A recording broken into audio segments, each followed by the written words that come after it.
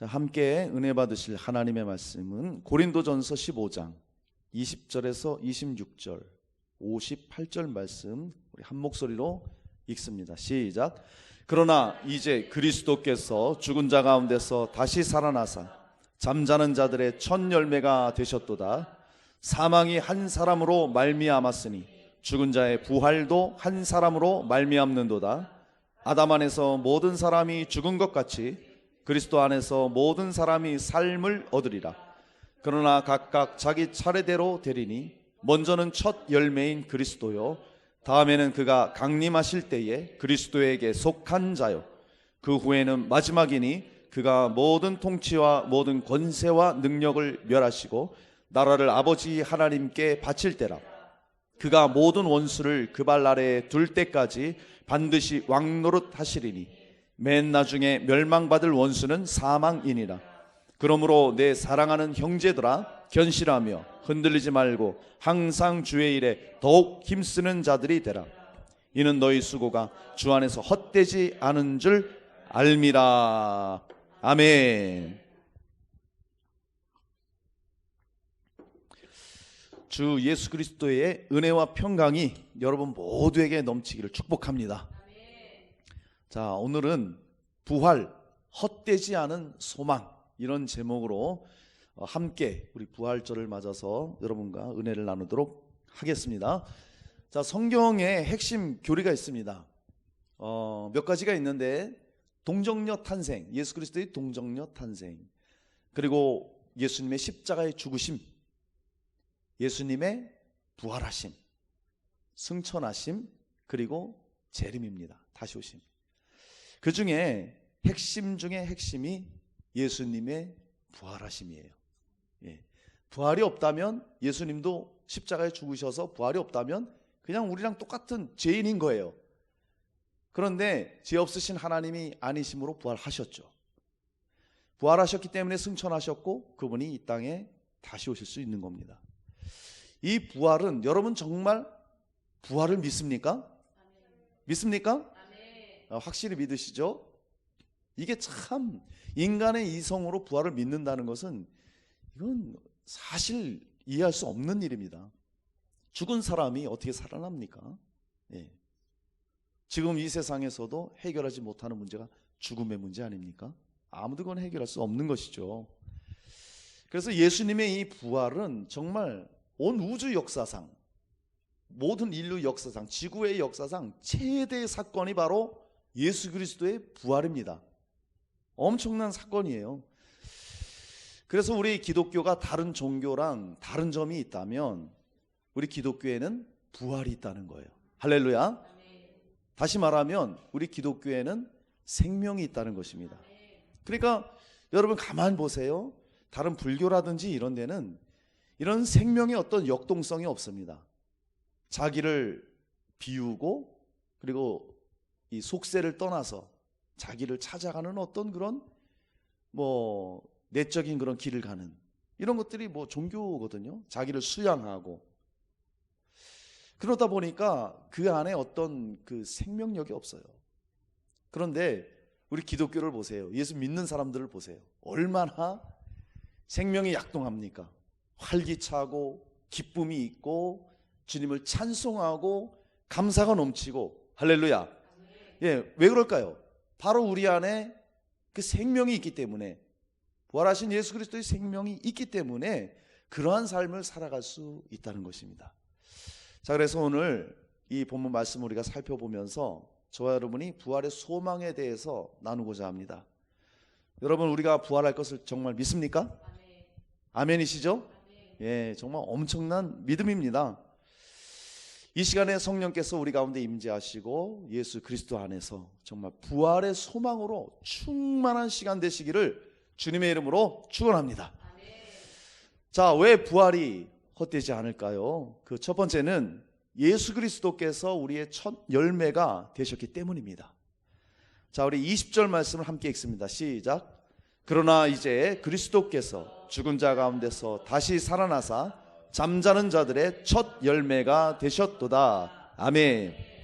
자, 사랑하는 여러분, 부활의 소망이 헛되지 않은 것은 예수 그리스도께서 사망 권세를 이기시고 부활하셨기 때문입니다. 할렐루야. 자, 여기 말씀하신 것처럼 다시 살아나셨다, 그렇게 말씀하고 있어요. 예수님은 완전히 죽으셨습니다. 그리고 무덤에 사흘간 있으셨어요. 우리나라도 옛날에 그 어르신들이 돌아가면은 적어도 옛날에는 7일장을 했죠. 7일장. 지금은 그래도 3일 이렇게 땡겨졌는데, 왜 기다리느냐? 간혹 가다가 죽었는 줄 알고 장사 치르려고 하는데 갑자기 이렇게 깨어나는 분들이 계셔요. 예, 그래서 3일 동안 기다리는 겁니다. 이 당시에 그 유대 문화도 그랬어요. 사람이 죽으면 바로바로 이렇게 갖다 장사하는 그런 것도 있었지만, 혹 이들이 생각할 때 영혼이 나갔다가 다시 육체로 돌아올 수 있기에 3일 동안 기다리는 겁니다. 그래서 3일이 지나면 아, 이건 완전히 죽었구나, 이제는 다 썩고 끝, 이래서 장사를 치르는 거예요. 예수님이 그래서 죽으시고 무덤에 들어가셔서 사흘간 무덤에 계신 거예요. 그리고 다시 살아나셨습니다. 할렐루야. 완전히 죽으셨다 살아나셨어요. 여러분 한번 보세요. 우리 조상님들도 그렇고 인류 역사상 죽으셨다가 다시 살아나신 분 계십니까? 여러분의 할아버지, 그 위에 또 할아버지가 깨어나셔서 잘들 있느냐 하고 나오신 적이 있습니까? 없습니다. 예. 사람은 누구나 죄인으로 태어나서 그 죄값으로 사망하게 돼 있어요. 그래서 다 죽습니다. 끝이에요. 일어날 수 없는 것이죠. 그런데 죽은 자 가운데서 다시 살아나신 예수님, 유일하게 다시 살아나신 분이세요. 이 예수님 밖에는 죽었다 살아난 사람이 없습니다. 그냥 잠깐 죽은 줄 알았는데 깨어난 건 있어도 정말 완전히 죽었다가 살아난 경우는 없단 말입니다. 예수님 한 분이 유일하세요. 다른 종교에 위대했던 모든 종교의 지도자들, 그 사람들도 다 죽었어요. 석가도 죽었죠. 소크라테스도 죽었죠. 공자도 죽었죠. 마호메도 죽었죠. 위대했던 세계를 제패했던 그 유명한 알렉산더 왕 뭐 다 죽었습니다. 다 죽었죠. 죽고 일어나질 못했어요. 그런데 유일하게 주님께서 다시 살아나셨습니다. 할렐루야. 그분이 왜 살아나셨냐? 예수 그리스도를 믿고 예수 안에 있는 우리들을 살리시기 위해서, 우리들을 의롭다 하시기 위해서 그분이 살아나셨다는 것입니다. 할렐루야. 오늘 말씀을 보니까 잠자는 자들의 첫 열매가 되셨다, 그렇게 말씀하고 있어요. 성경도 그래서 죽음을 잠을 잔다고 그렇게 표현을 하고 있습니다. 잠을 자면 언젠가 일어나잖아요. 그것처럼 죽음을 잠으로 표현하면서 이 잠자는 자들의, 죽은 자들의 첫 번째 열매로 예수님이 일어나셨다, 열매가 되셨다고 그렇게 말씀하고 있습니다. 여러분, 아담 한 사람으로 말미암아 모든 사람이 다 죄를 범하게 되고 그 죄값으로 다 죽음에 이르렀습니다. 그래서 사람들은 다 죽게 돼 있어요. 정해진 법칙이에요. 그런데 한 사람, 예수 그리스도로 말미암아 이제 그 예수를 믿으면 모든 사람들이, 예수 믿는 모든 사람들이 새롭게 살아나는, 부활하는 엄청난 은혜를 우리가 입게 되었습니다. 이거 엄청난 은혜죠. 로마서 4장 25절에 예수는 우리가 범죄한 것 때문에 내줌이 되고 또한 우리를 의롭다 하시기 위하여 살아나셨느니라. 할렐루야. 예수님은 왜 죽으셨느냐? 그분은 죄가 없으신 하나님의 아들이세요. 그런 분이 왜 죽으셨느냐? 우리의 죄 때문에 대신 죽으신 거예요. 우리를 대신해서. 그리고 3일 만에 그분이 부활하셨습니다. 왜 부활하셨느냐? 우리를 의롭다 하시기 위해서. 그래서요, 우리가 십자가에 죽으시고 부활하신 예수님을 정말 우리가 회개하고 믿으면, 나의 주님으로 믿으면, 그 안에 있으면 우리는 죄사함을 받고요, 우리는 하나님 앞에 의로운 자가 되고 하나님의 자녀가 되는 거예요. 할렐루야. 이런 어마어마한 은혜들을 우리가 받았어요. 어떻게? 예수께서 부활하심으로 말미암아.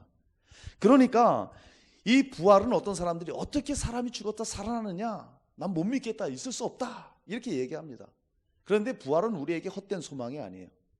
부활은 저와 여러분에게 참 소망입니다. 할렐루야.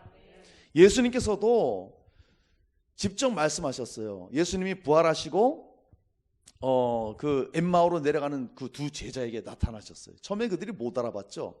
근데 나중에 부활하신 예수님을 알아봤습니다. 그때 예수님이 그 제자들에게 이렇게 말씀합니다. 누가복음 24장 44절에 내가 너희와 함께 있을 때에 너희에게 말한 바 곧 모세의 율법과 선지자의 글과 시편에 나를 가리켜 기록된 모든 것이 이루어져야 하리라 한 말이 이것이라 하시고. 아멘. 뭐냐면 예수님이 직접 말씀하셨어요. 너희가 성경을 보지 않느냐? 성경에 모세의 율법으로 되어 있죠. 선지자들의 글, 예언서들이 있습니다. 그리고 시편이 있습니다. 이 성경이 곧 나에 대해서, 즉 예수에 대해서 다 기록된 거라는 거예요. 무엇을? 예수께서 십자가에 죽으셨다가 부활할 것을. 할렐루야. 그래서 그 성경의 말씀대로 내가 이렇게 부활했노라. 예수님이 친히 그렇게 확증을 시켜주셨죠. 여러분, 예수님은 부활의 첫 열매가 되십니다. 모든 성경이 그것을 예언을 했고 예수님이 그것을 이루시기 위해 이 땅에 오셨어요. 예수님이 베드로와 야고보와 요한을 데리고 한 높은 산에 올라가십니다. 거기 올라가셔서 아주 거룩한 모습으로 흰 옷을 입고 변형이 되십니다. 그때에 예수님이 모세와 엘리야와 더불어서 말씀을 나누세요. 자, 그러면 예수님이 거기서 무슨 말씀을 나눴을까요? 그겁니다. 모세는 율법을 대표하는 자예요. 엘리야는 선지자를 대표하는 자예요. 자, 이 두 사람의 참 공통점이랄까? 모세는 죽었는데 그 시체를 찾지 못했습니다. 아무리 시체를 찾으려고 해도 모세의 시체는 지금까지도 찾지 못했어요. 엘리야는요, 살아있을 때 변화되어서 하늘로 올라갔어요. 승천됐어요. 자, 그러면 모세와 엘리야는 바로 부활을 예표한다 이겁니다. 그래서 예수님이 그 변화산상에서 그들과 만나서 무슨 얘기를 했습니까? 내가 이제 성경에 기록된 모세와 엘리야가 그렇게 선포하고 예언했던 그 기록대로 내가 이제 죽고 부활할 것이다. 그것을 말씀한 거라고 저는 봅니다. 그래서요, 모세의 시체가 없어지고 엘리야가 승천한 것은 예수 그리스도의 부활과 동시에 그 예수를 믿는 모든 성도들도 부활이 있다는 거예요. 할렐루야. 이 확실한 증거를 우리에게 주신 거예요. 여러분, 예수님의 십자가와 부활은 이 성경에 다 예언이 되어 있어요. 모세의 율법이라 그랬죠. 레위기를 보면 제사에 대한 얘기들이 많이 나옵니다. 특별히 그 이스라엘의 절기가 있습니다. 유월절이 있어요. 유월절에는 어린 양을 잡는 거잖아요. 예, 애굽에서 그 어린 양의 피로 말미암아 장자들이 죽음을 당하지 않고 출애굽했던 그런 유월절. 그래서 유월절에는 무엇을 나타내느냐? 예수님의 죽으심을 나타내는 거예요. 예수님이 어린 양으로 오셨잖아요. 또 무교절이 있습니다. 무교절에는 예수님이 정확하게 무교절에 장사되셨어요. 그리고 초실절에, 안식 후 첫날입니다. 초실절에 예수님이 부활하셨습니다. 할렐루야. 기가 막히죠. 예수님은 그 절기대로 한 날도 틀리지 않고 정확하게 6월절에 죽으셨다가 그 무교절에 무덤에 계셨다가 안식 후 첫날에 예수님이 초실절 첫 열매로 부활하셨다는 거예요. 잠자는 자들의 첫 열매, 초실 첫 열매가 되셨다는 것입니다. 할렐루야. 그렇게 율법대로 부활하셨고, 호세아서 6장 2절에는 여호와께서 이틀 후에 우리를 살리시며 셋째 날에 우리를 일으키시리니 우리가 그 앞에서 살리라. 할렐루야. 부활에 관한 예표죠. 선지자도 그렇게 예언했습니다. 시편의 부활의 예언을 보면 시편 16편 10절에 이는 내 영혼을 음부에 버리지 아니하시며 주의 거룩한 자로 썩지 않게 하실 것임이니이다. 할렐루야. 모세의 율법도 선지자도 시편에서도 다 이렇게 예수께서 죽으시고 부활할 것을 예언하셨습니다. 예언했고 그 예언대로 예수님이 오셔서 십자가에 죽으셨다 3일 만에 부활하셨습니다. 할렐루야. 여러분, 예수님의 부활은 정말 사실입니다. 역사적인 사실이에요. 정말 부정할 수 없습니다. 어떤 사람들은 증거를 대라, 어떻게 죽은 사람이 살아나냐, 난 못 믿겠다, 막 그렇게 얘기합니다. 그래서 그 리 스트로벨이라는 사람이 있습니다. 이 사람이 미국의 이제 예일대 그 로스쿨을 나온 사람이 굉장히 똑똑한 사람이죠. 근데 이 사람의 아내가 먼저 이제 예수를 믿게 됐어요. 근데 변화되는 거예요. 아, 이거 안 되겠다. 저 사람이 교회를 나가더니 이상해졌네.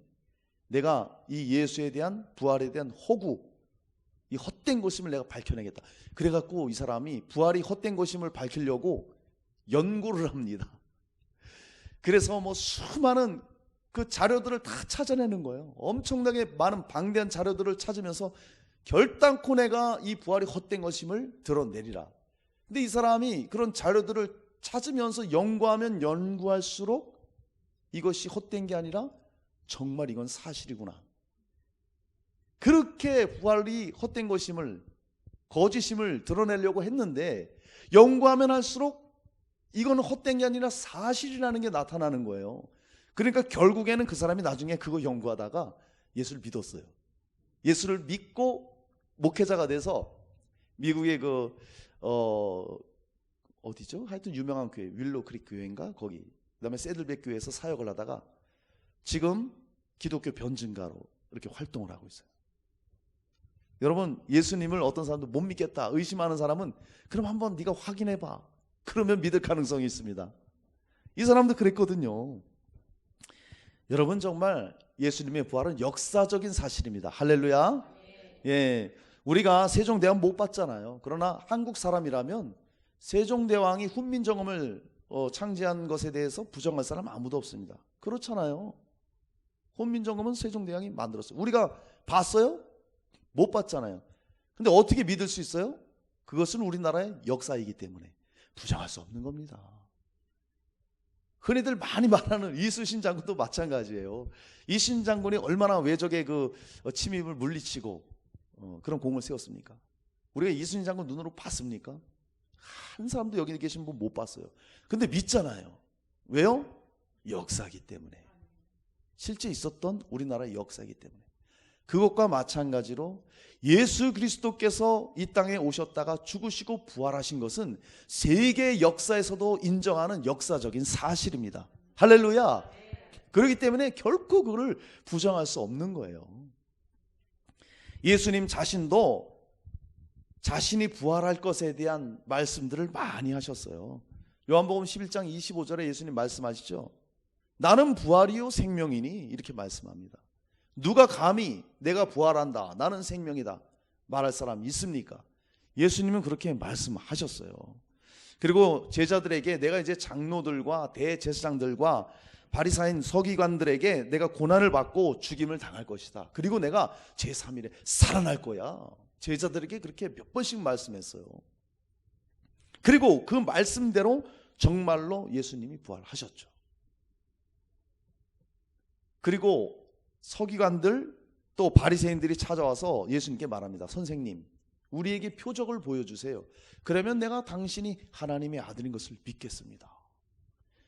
유대인들은 표적을 구하는 거예요. 눈앞에 놀라운 일을 펼치라 이겁니다. 모세가 홍해를 가른 것처럼 여호수아가 여리고 성을 무너뜨리고 요단을 가른 것처럼 당신도 보여달라 이거예요. 예수님이 뭐라고 말씀하십니까? 악하고 음란한 세대가 표적을 구한다. 그러나 요나의 표적밖에는 보여줄 것이 없다고 말하고 있습니다. 요나의 표적 아시죠, 여러분? 선지자 요나가 큰 물고기에 삼킨 바 되었다가 3일 만에 그 물고기 배에서 나오잖아요. 그것은 무엇을 말합니까? 예수 그리스도의 부활을 예표하고 있잖아요. 그러면서 예수님 말씀하시기를 요나의 표적 외에는 보일 표적이 없느니라. 가장 큰 표적이 무엇입니까? 예수님의 부활이에요. 그래서 예수님의 부활은 그가 하나님이심을 증거한 강력한 표적이 되었다는 거예요. 그래서 예수님의 부활이 가장 큰 표적이라는 것입니다. 여러분, 혹시라도 예수님께서 부활하신 것에 대한 의심이 있으신 건 아니시죠? 우리 성도님들은 다 믿으신 줄 믿습니다. 예수님은 확실하게 성경대로 부활하셨어요. 그래서 우리가 매주 고백하는 게 그거 아니에요? 성경대로 죽으셨다가 성경대로 살아난 것을 우리가 믿는다고, 그렇게 우리가 날마다 입술로 고백하잖아요. 성경대로 예수님은 부활하셨습니다. 제자들이요, 이 부활을 처음에 믿지를 못했어요. 그렇게 예수님께서 야, 내가 죽었다가 살아날 거야, 못 알아들어요. 믿지를 못해요. 여자들이 와서 예수님이 살아났다고 부활했다고 얘기해도 믿지를 못해요. 그런데 부활하신 예수님을 정말 눈으로 보게 됩니다. 그들이. 그때부터 정말 야, 예수님이 살아생전에 하셨던 말씀들이 정말이었구나 깨달아지면서 예수님이 정말 부활하셨구나, 그때 확실하게 믿게 되는 거예요. 그러니까 그 이후로, 그전에는 예수님이 죽으셨을 때 얼마나 제자들이 두려워서 떨었어요. 그런데 예수님의 부활을 목격하고는 나가서 그 부활을 전합니다. 예수님이 살아나셨습니다. 여러분이 십자가에 못 박아 죽인 그 예수가 사흘 만에 살아났습니다. 여러분이 회개하고 예수를 믿으시오, 그러면 영생을 얻습니다. 막 전하는 거예요. 그 당시에 복음을 전하면 죽인다고 그랬거든요. 그래도 전하는 겁니다. 결국에는 예수님의 제자들이 부활을 증거하다가 다 죽었어요. 부활은 실제라는 것이죠. 부활이 거짓이라면 목숨을 버리겠습니까? 근데 이들이요, 죽음을 겁내질 않아요. 왜 죽음을 겁내지 않습니까? 예수님의 부활을 봤거든요. 죽어도 살아났거든요. 그러니까 자신들이 죽는다 해도 나는 부활할 것을 아주 확실하게 믿고 있는 거예요. 이 예수님의 부활로 말미암아 다 담대하게 됐다 이겁니다. 여러분, 예수님은 부활하셨습니다. 할렐루야. 수없이 많은 증거들이 있어요. 성경에도 보니까 고난받으신 후에 확실한 많은 증거로 예수님이 나타내 주셨어요. 그러면서 40일 동안, 예수님이 40일 동안 부활하셔서 제자들에게 나타나서 보여주셨다는 거예요. 만약에 예수님 부활하시고 하루 있다가 얘들아 나 부활했다 빠이빠이 하고 올라가 버리시면 누가 그걸 믿겠어요? 근데 40일 동안 나타나셔서 부활하신 것을 보여주셨다는 것입니다. 게바에게, 베드로에게 보이시고 또 12제자에게 보이시고 500명이 일시적으로 볼 수 있도록 다 보여주셨어요. 11명의 제자, 10명의 제자가 있는데 예수님이 나타나셨죠. 도마가 없었죠.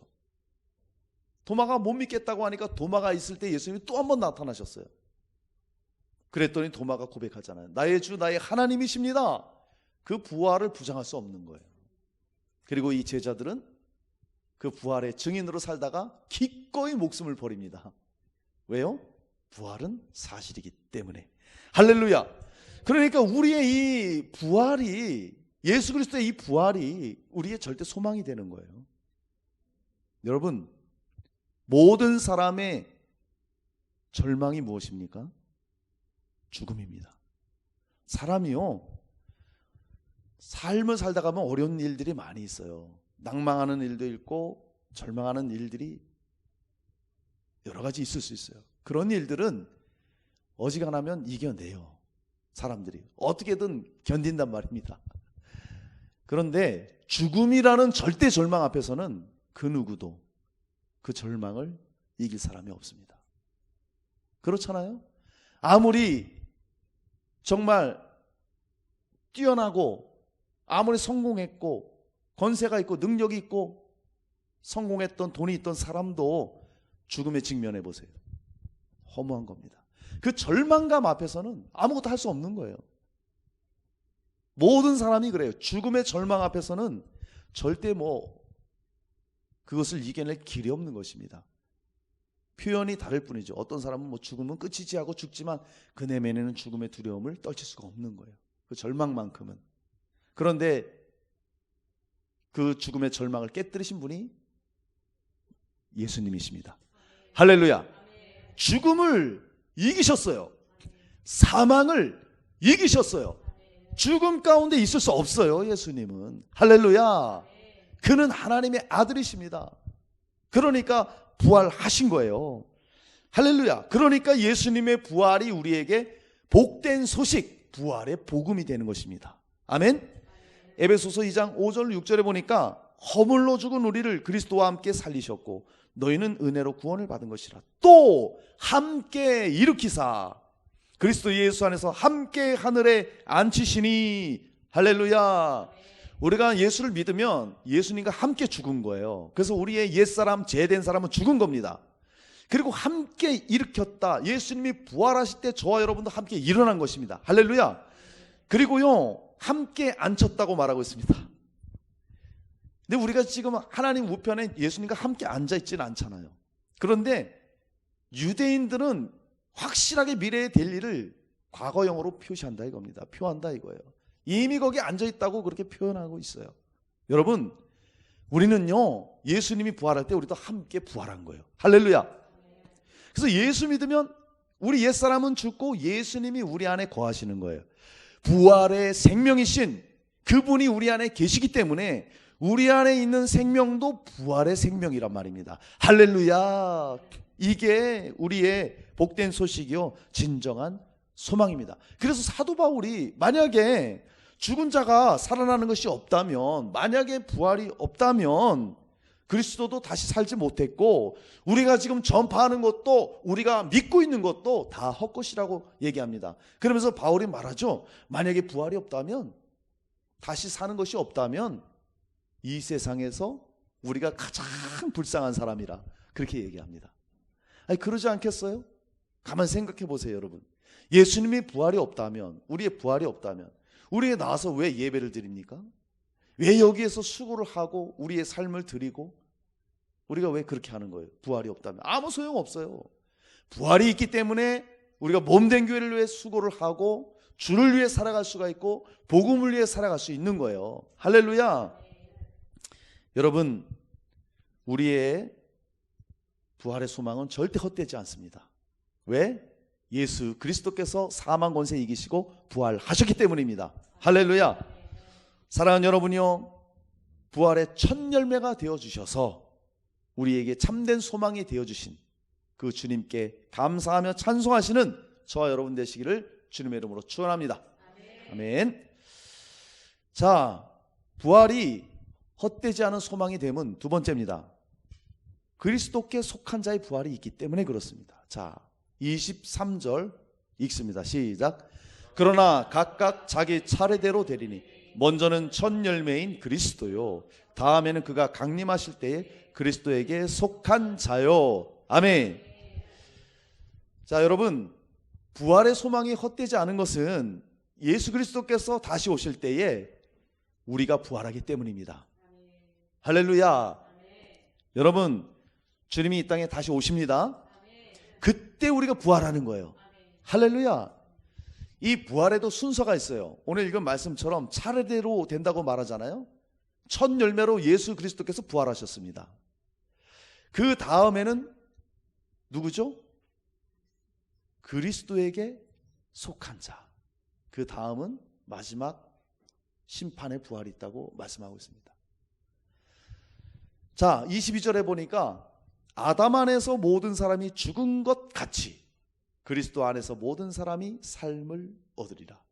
첫째 아담은 하나님 앞에 죄를 범함으로 모든 인류가 그 아담에게 속했기 때문에 다 죽음이 찾아왔다는 거예요. 그러니까 누구나 다 죄 때문에 죽는다는 거죠. 그런데 둘째 아담으로 오신 예수 그리스도를 믿고 그 안에 있으면 그분이 사망 권세를 깨치고 부활했기 때문에 그분이 이 땅에 다시 오실 때 그리스도 안에 있는 자들, 즉 예수 그리스도를 믿는 자들이 부활한다는 것입니다. 할렐루야. 이것이 저와 여러분의 믿음입니다. 이 믿음이 없다면 그 사람은 그리스도인이 아니에요. 그냥 종교인일 뿐이죠. 우리는 반드시 주님의 그 부활의 생명, 영생의 생명으로 부활하게 될 것입니다. 45절 말씀해 보니까 기록된 바 첫사람 아담은 생령이 되었다 함과 같이 마지막 아담은 살려주는 영이 되었나니, 그렇게 말씀하고 있어요. 첫사람 아담은 생령, 그냥 살아있다가 육체는 죄로 인해 죽고 그게 끝이에요. 그에 속한 우리도 똑같고. 그런데 마지막 아담 예수 그리스도, 그는 살려주는 영이 되었다고 말하고 있습니다. 예수를 믿으면 그러면 우리가 살아나는 거예요. 그분이 살려준다 이겁니다. 왜? 그분은 생명이요 부활이시기 때문에 49절에도 우리가 흙에 속한 자의 형상을 입은 것 같이 또한 하늘에 속한 이의 형상을 입으리라. 할렐루야. 우리가 지금 이 육체를 입고 있잖아요. 이 육체는 흙에 속한 육체예요. 하나님 우리를 흙으로 만드셨잖아요. 흙에 속한 육체를 입고 있다가 죽으면 흙으로 돌아가는 거예요. 이런 육체가 있듯이 우리가 또한 하늘에 속한 이의 형상을 입는다. 예수님은 부활하셔서 하늘의 형상을 입으신 부활의 주님이세요. 그 예수님과 같은 그런 영체를 우리가 부활체를 입게 된다는 거예요. 믿습니까? 이렇게 우리가 부활한다는 겁니다. 반드시 저와 여러분 부활하기 때문에 예수 그리스도께서 다시 오실 때 재림하실 때 부활하기 때문에 절대로 우리의 소망은 헛되지 않습니다. 이 사실을 우리는 꼭 기억해야 돼요. 예수님 나는 부활이다 생명이다 그러면서 말씀하시기를 나를 믿는 자는 죽어도 살겠고 무릇 살아서 나를 믿는 자는 영원히 죽지 아니하리니 이것을 내가 믿느냐. 할렐루야. 그렇게 말씀하고 있습니다. 여러분 성경에 죽은 자들이 살아난 사건들이 여럿 있어요. 뭐 사르밧 과부의 아들이 죽었다 살아났죠. 그리고 뭐 나인성 과부의 아들이 죽었다 살아났어요. 예수님이 살려주셨죠. 나사로가 죽었다 살아났습니다. 다비다도 또 청년 유두고도 설교 듣다가 2층에서 뚝 떨어졌다 죽었다 살아났죠. 자, 이들이 죽었다 살아난 것은 다 성도들의 부활이 있다는 것을 알려주기 위해서 그런 일들이 일어났던 거예요. 그런데 그 사람들이 살아났다고 해서 영원히 살았습니까? 그들은 또 죽었잖아요. 그것을 보여주기 위해서 잠시 살아난 것 뿐이지만 예수 그리스도의 부활은 영원한 부활이요, 그분이 재림하실 때에 그에 속한 자들, 예수를 믿는 자들의 부활은 영원한 부활입니다. 할렐루야. 영원히 썩지 않는 영원한 영체, 부활의 몸을 가지고 우리가 다시 살아난다는 것입니다. 데살로니가 전서 4장 16절에도 주께서 호령과 천사장의 소리와 하나님의 나팔로 친히 하늘로부터 강림하시리니 그리스도 안에서 죽은 자들이 먼저 일어나고 그렇습니다. 예수님이 이 땅에 재림하실 때 죽은 자들이 먼저 일어나요. 그러니까 믿었던 구약의 성도들, 그리고 우리보다 앞서갔던 모든 믿는 자들이 먼저 일어납니다. 그리고 그분이 재림하시면 지금 믿고 살아있는 사람들이 여기서 부활하는 거예요. 올라가면서 변화돼서 새로운 영체로 부활하게 됩니다. 그런 생명을 잊게 되는 거예요. 또 고린도전서 15장 51절 52절에 보라 내가 너에게 비밀을 말하노니 우리가 다 잠잘 것이 아니요 마지막 나팔에 순식간에 홀연히 다 변화되리니 나팔 소리가 나면 죽은 자들이 썩지 아니할 것으로 다시 살아나고 우리도 변화되리라. 할렐루야.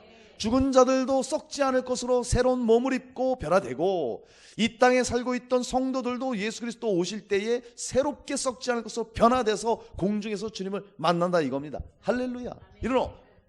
이런 은혜가 우리에게 일어날 것입니다. 그렇기 때문에 우리의 이 부활의 소망은 결코 헛된 것이 아니에요. 실제로 우리가 누리게 될 확실한 일이라는 것입니다. 여러분, 그래서 우리가 예수 그리스도께서 오실 때에 이 첫 번째 부활에 참여하는 자들이 되어야 됩니다.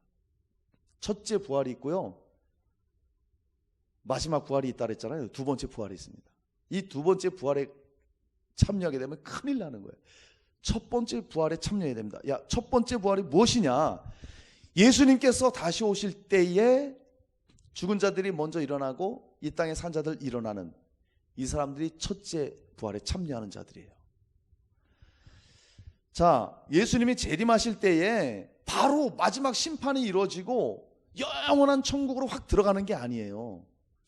예수님이 이 땅에 다시 오실 때에, 재림하실 때에 예수를 믿었던 사람들이, 먼저 믿었던 사람들이 새롭게 일어나고 우리가 새롭게 변화돼서 예수 그리스도와 함께 천년 왕국을 통치하게 됩니다.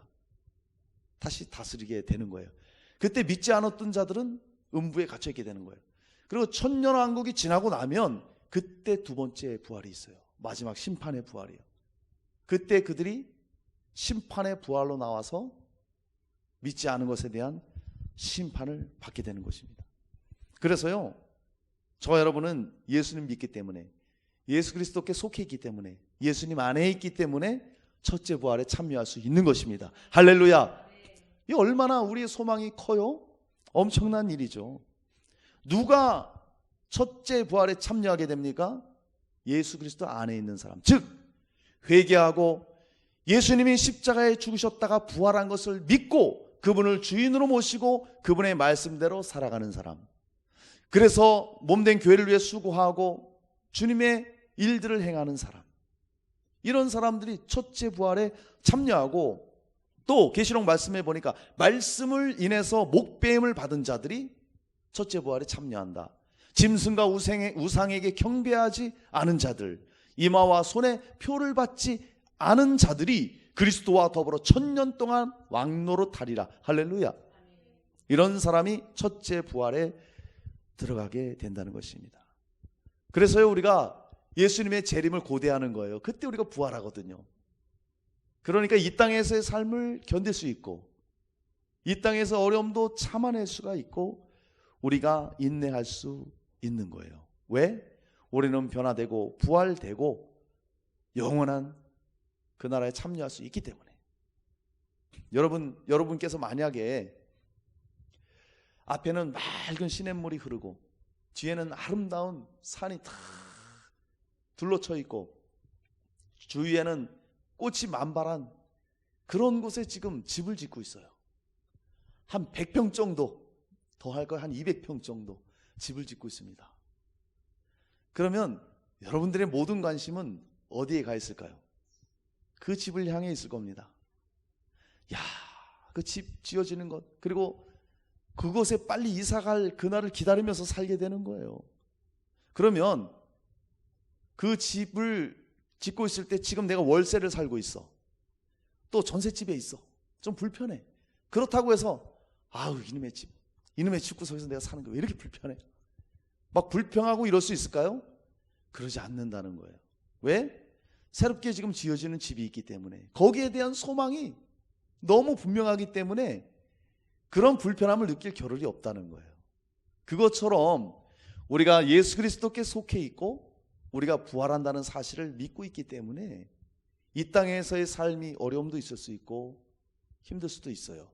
그런데 그 부활의 소망은 절대 헛되지 않기 때문에, 그 부활을 바라기 때문에 우리는 모든 것들을 이겨낼 수 있는 것입니다. 할렐루야. 이런 부활이 있다는 거예요. 그리고 예수 그리스도 안에 있는 저와 여러분들이 그 첫 번째 부활에 참여할 수 있다는 것입니다. 할렐루야. 그런데 만약에 이 첫째 부활에 참여하지 못하고 마지막 이 부활에 참여한다면 큰일 납니다. 큰일 납니다. 1000년 동안 믿는 자들이 통치하고 다스릴 때 첫째 부활에 참여하지 못한 자들은 천년왕국 이후에 다시 부활합니다. 여러분, 죽은 자들도 다시 살아나요. 성경은 말하고 있습니다. 심판의 부활로 나옵니다. 그래서 그들이 행한 대로 심판받는 거예요. 성경은 말합니다. 생명의 부활과 심판의 부활로 나온다고 말해요. 예수님이 직접 말씀하셨죠. 요한복음 5장 29절. 선한 일을 행하는 자는 생명의 부활로, 악한 일을 행한 자는 심판의 부활로 나오리라 말씀합니다. 예수 안에서 예수 믿고 주를 위해 살았던 사람들은 주님이 오실 때 바로 부활해요. 선한 부활로, 생명의 부활로 참여하게 됩니다. 그렇지 못한 사람들, 끝끝내 예수 그리스도의 그 십자가의 은혜와 하나님의 사랑을 거부하고 예수를 믿지 않은 자들은 어떻게 됩니까? 마지막 천년왕국 이후에 하나님의 백보자 심판 앞에서 자기가 행한 대로 영원한 불심판을 받게 되는 거예요. 얼마나 끔찍합니까? 둘째 부활에 이런 심판에 참여하는 사람은 누굽니까? 가인처럼 형제를 미워하고 살인했던 사람들, 이런 사람들이 가는 곳이에요. 에서와 같이 장자권을 우습게 알고 살았던 사람들, 그리고 주의 종을 대적했던 고라와 같은 사람, 가인같이, 고라같이, 가룟 유다, 니골라처럼 주님을 배반했던 사람들, 이런 사람들이 심판을 피할 수가 없는 거예요. 한마디로 말하면 예수 믿지 않는 자들이 그 심판을 받는다는 것입니다. 여러분, 우리는 정말 예수님 잘 믿어야 됩니다. 할렐루야. 누가복음에도 부자와 나사로 나오잖아요. 부자는 모든 걸 가졌어요. 모든 걸. 날마다 연락한다 그랬어요. 날마다 잔치하는 정도면 그가 얼마나 부자입니까? 호의호식하고 부족한 것 없이. 그 집에서 나오는 음식 부스러기 먹었던 나사로, 거지 나사로라고 말합니다. 그 나사로 둘 다 죽었어요. 부자와 함께. 근데 부자는 예수 안에 없었어. 음부에 갔어요. 나사로는 힘들고 고된 삶은 살았지만 예수 그리스도를 믿었어요. 예수 안에 있었어요. 그는 낙원에 있었어요. 여러분, 그렇습니다. 정말 우리가 예수를 믿는다면 정말 환경이 그닥 중요한 건 아닙니다. 왜? 부활의 소망이 있기 때문에. 할렐루야. 그래서요, 우리의 이 부활의 소망이 헛되지 않은 이유는 예수 그리스도께서 부활하셨고 그 예수를 믿는 저와 여러분도 부활한다는 것입니다. 할렐루야. 사랑하는 여러분, 정말 부활의 첫 열매이신 예수 그리스도께 속해서 첫째 부활에 참여하게 될 은혜를 늘 감사하면서 사시기를 주님의 이름으로 축원합니다. 자, 이제 마지막 세 번째를 살펴봅니다. 그러면 이제 예수님이 부활하셨어요. 부인 안 하시죠? 그리고 우리도 예수님 오실 때 부활합니다. 인정하시죠? 그러면 그 믿음을 가진 자들이 지금 우리의 삶을 지금 현재 앞으로 어떻게 살 것인가? 마지막 세 번째입니다. 자, 우리의 수고가 헛되지 않다는 것을 알아야 됩니다. 자, 우리 58절 말씀을 읽습니다. 시작. 그러므로 내 사랑하는 형제들아, 견실하며 흔들리지 말고 항상 주의 일에 더욱 힘쓰는 자들이 되라. 이는 너희 수고가 주 안에서 헛되지 않은 줄 알미라. 아멘. 자, 사랑하는 우리 엘사랑 성도님들, 우리의 부활의 소망이 헛되지 않은 것은 우리가 수고한 대로 상급을 받기 때문입니다. 이 사실을 우리는 분명히 기억해야 돼요. 여기 말씀 보니까 그러므로 이렇게 말합니다. 뭐냐 하면 예수님이 부활의 첫 열매가 되셨다. 고린도전서 15장이 그 얘기예요. 그리고 예수 그리스도에 속한 자들이, 죽은 자들이 일어난다. 몸의 부활도 있다. 이것이 너무 확실하다. 그것을 다 믿고 있지 않느냐. 그러므로 견실하며 흔들리지 말아라. 이렇게 말하고 있는 거예요.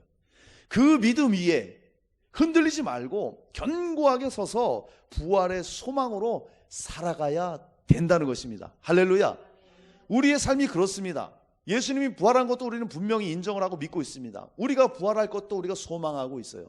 그러면 이 다음에 죽어서 주님 오시면 부활하지, 그 미래만 바라보지 말고 지금 이 시대를 부활의 생명으로 살아가는 겁니다. 할렐루야. 어떻게 해요? 우리는 그리스도 안에 있는 자예요. 예수 그리스도께서 우리 안에 계십니다. 이 말인즉슨 부활의 생명이 우리 안에 있다는 거예요. 그러면 우리는 그 부활이 확실하기 때문에 이 땅을 살아갈 때 흔들리지 않는 겁니다. 어떤 어려움이 와도, 내가 신앙생활할 때 힘든 일이 와도, 좌절되는 일이 있다 할지라도 그 부활의 소망을 붙잡고 그 부활의 생명력으로 이기면서 살아가는 거예요. 그래서 그러므로 너희들아 흔들리지 말아라 말씀하고 있는 겁니다. 여러분, 우리가 신앙생활 하다 보면 우리를 흔드는 것들이 얼마나 많은지 몰라요. 그렇지 않습니까? 우리 환경들이. 뭐 직장생활을 하다 보면은 내 믿음 때문에 좀 곤란을 겪는 경우도 있어요. 회식 자리 갔다가, 일례로 회식 자리 갔다가 술 안 먹어 보세요. 술 안 받으면 상사가 꾸지람하고 막 그러지 않습니까? 조롱도 하고요. 그리고 내가 믿는 것 때문에 손해보는 사람들이 있어요. 얼마 전에도 코로나19 때문에 그 직위 박탈당한 사람 있죠. 소방관들이 예배 드리러 갔다 코로나에 양성을 받았어요. 그랬더니 소방관 잘라버렸어요. 예배 드렸다는 이유로. 이렇게 믿음 때문에 손해보는 이런 일들이 있다 이거예요. 이렇게 우리를 흔드는, 신앙을 흔드는 일들이 얼마나 많은지 몰라요. 지금 서울에서도 서울시청의 기독교인들이 서울시에서는 퀴어 축제 안 된다, 시청 광장에서 레즈비언, 게이들, 동성애자들이 나와서 옷을 벗어 제끼고 음란한 그런 것들 보여주는 거 절대 안 된다, 그랬더니 그들이 얼마나 지금 핍박을 받고 있는지 몰라요.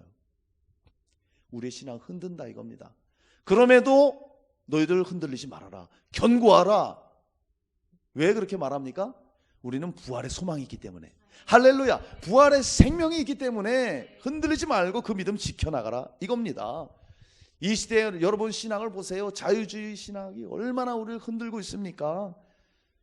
예수님의 부활이 그냥 헛것을 본 거예요. 사람들이, 여인들이 그냥 헛것을 보고 부활했다고 제자들 위로하기 위해서 가설을 얘기했다. 이런 얘기들. 인본주의 신학, 인권이 우선이야. 뭐든지 사람이 우선이야. 여러분, 사람이 먼저다. 좋은 것 같죠? 철저한 인본주의입니다. 그래서 공산주의들이 더불어 사람이 먼저다. 사회주의자들이 그 얘기하는 거예요. 최고의 인권을 얘기하는 게 사회주의자들 아니에요? 인권이다? 어떤 인권이에요? 다 편파적인 인권들. 이런 인권이에요. 그러니까 그들은 신이 없다고 얘기하는 겁니다. 신을 인정을 안 하잖아요. 사회주의자들, 공산주의자들. 왜? 인권이 최고니까. 이런 것들이 지금 교회 안에 또 얼마나 파고드는지 몰라요. 성소수자들, 젠더들. 여러분, 성경은 남자와 여자로 하나님 창조하셨습니다. 그리고 남자와 여자가 결혼해서 한 몸을 이루는 거예요. 근데 인권을 말하는 사람들 보세요. 야, 왜 남자와 여자만 성이 있냐? 성은 자기가 선택할 수 있어. 이렇게 나오는 거예요. 이게 젠더 아닙니까? 그래서 아침엔 내가 남자야. 그 자기 생각할 때 저녁은 내가 여자 될래. 그래서 막 양성애자들이 생기는 거예요. 여자 남자 막 음란한 짓 하고.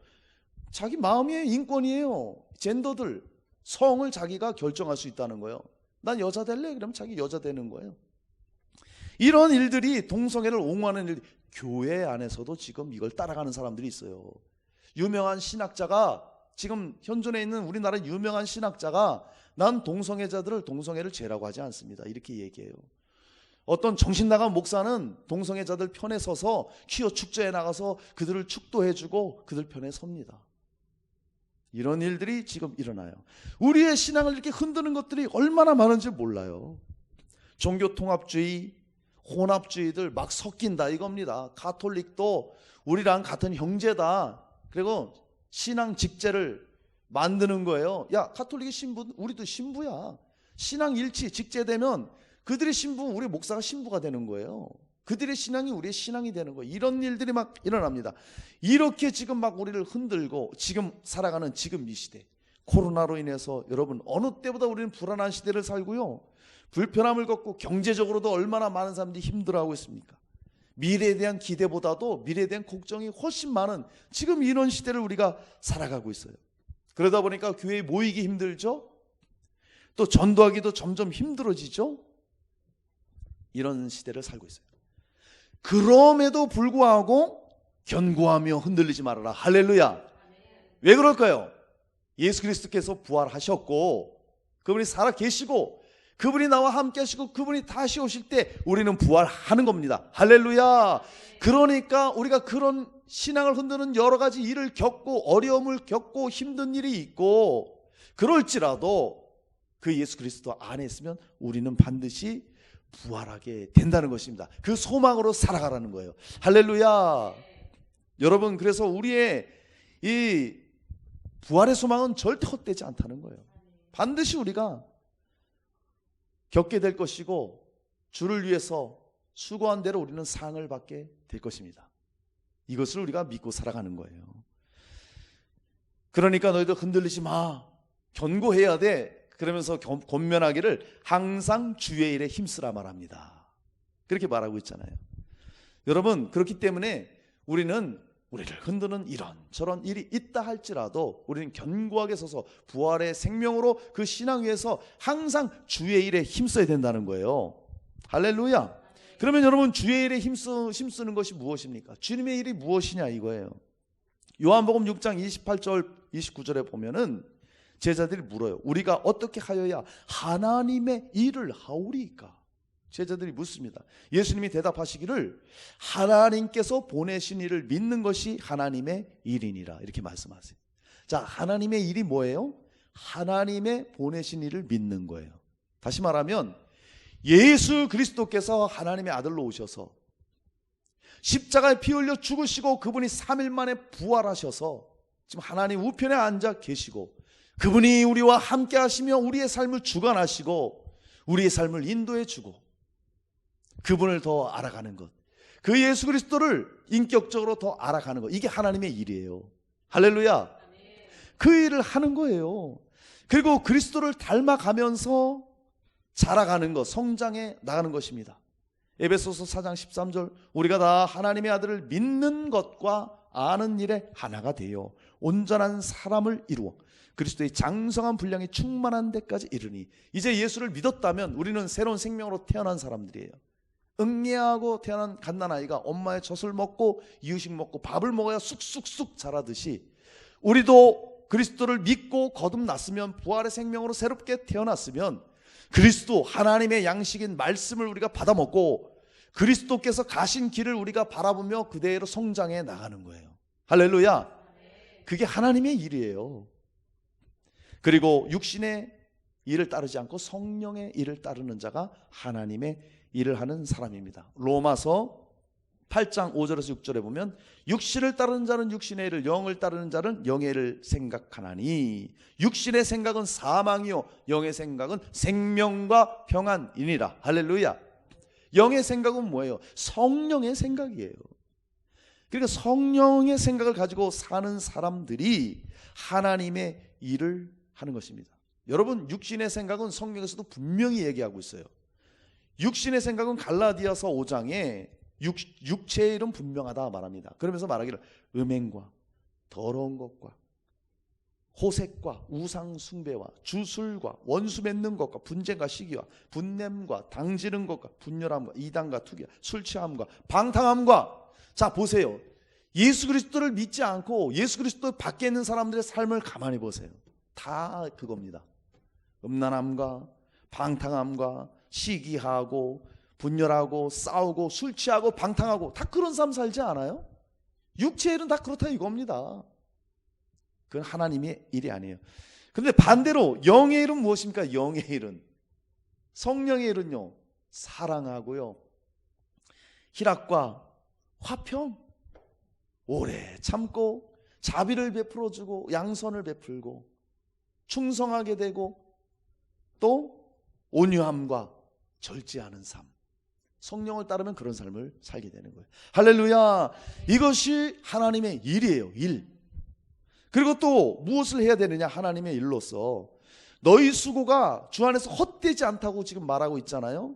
주를 위해 우리가 하는 수고가 또 무엇입니까? 내적으로는 우리가 예수 그리스도를 알아가고 그 복음을 붙들고 그분을 닮아가고 성령을 따르는 삶을 살아가는 것이고, 우리가 사역적인 외적인 면으로 볼 때는 성령 충만함을 받아서 주님과 복음을 위해서 살아가는 거예요. 즉 전도와 선교의 삶을 살아가는 거예요. 이런 모든 수고하는 것들이 헛되지 않다. 할렐루야. 그렇게 말씀하고 있습니다. 흔들리지 말아라. 항상 주의 일에 더욱 힘쓰는 자들이 되라. 이는 너희 수고가 주 안에서 헛되지 않다 말합니다. 지금 이 시대에 우리가 부활신앙을 가지고 부활의 소망을 가지고 그렇게 살아가야 된다는 거예요. 할렐루야. 히브리서 11장 6절에 믿음이 없이는 하나님을 기쁘시게 할 수 없나니 하나님께 나아가는 자는 반드시 그가 계신 것과 그가 자기를 찾는 자들에게 상 주시는 이심을 믿어야 할지니라. 할렐루야. 예수 믿고 주를 닮아가고 주를 알아가고 전도와 선교의 사명을 감당하는 자, 예수 그리스도 안에서 그분을 위해 살아가는 자는 바로 상이 있다는 거예요. 할렐루야. 여러분, 우리가 천국 가면 상이 있습니다.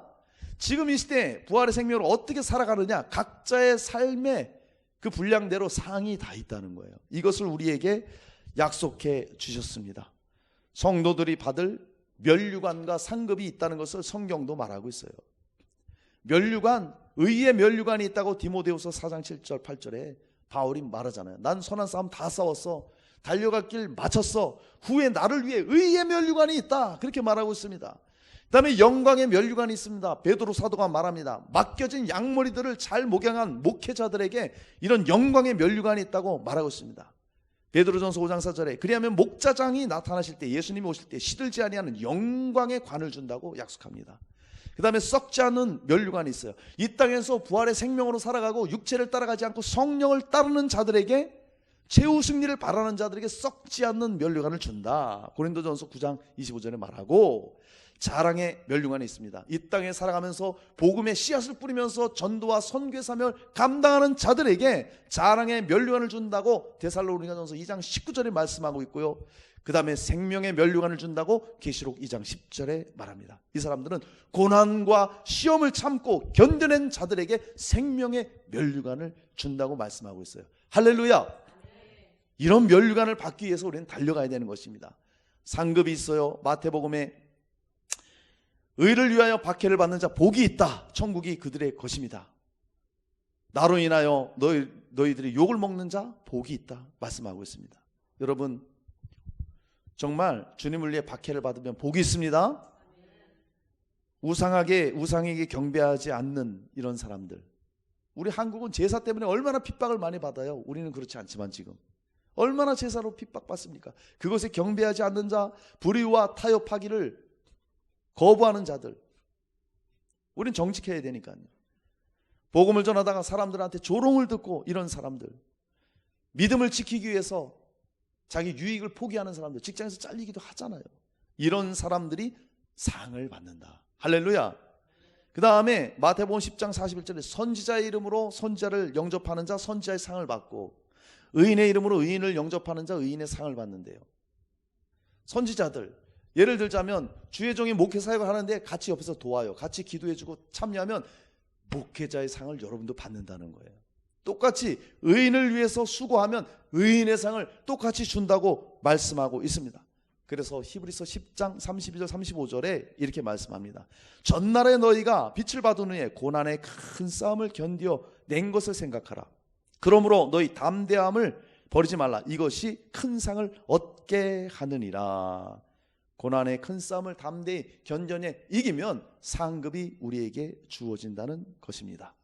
마지막 계시록 22장 12절 말씀 드리고 마치겠습니다. 보라, 내가 속히 오리니 내가 줄 상이 내게 있어 각 사람에게 그가 행한 대로 갚아 주리라. 할렐루야. 사랑하는 여러분, 말씀을 마칩니다. 오늘 부활절을 맞아서 우리의 부활의 소망이 헛되지 않다는 것을 함께 나눴습니다. 예수 그리스도는 여러분 분명하게 부활하셨습니다. 우리는 이것을 믿고 있어요. 그리고 예수님께서 재림하실 때 저와 여러분은 부활하게 됩니다. 그렇기 때문에 지금 이 삶을 우리가 어떻게 살아야 되느냐? 견고하며 흔들리지 말고 항상 주의 일에 힘써야 돼요. 그 수고가 결코 헛되지 않고 수고한 대로 저와 여러분이 상급을 받게 될 것입니다. 오늘 주신 이 말씀처럼 흔들리지 말고 부활의 소망 위에 굳건히 서서 주를 위해 달려가시는, 힘쓰시는 저와 여러분 다 되시기를 주님의 이름으로 축복합니다.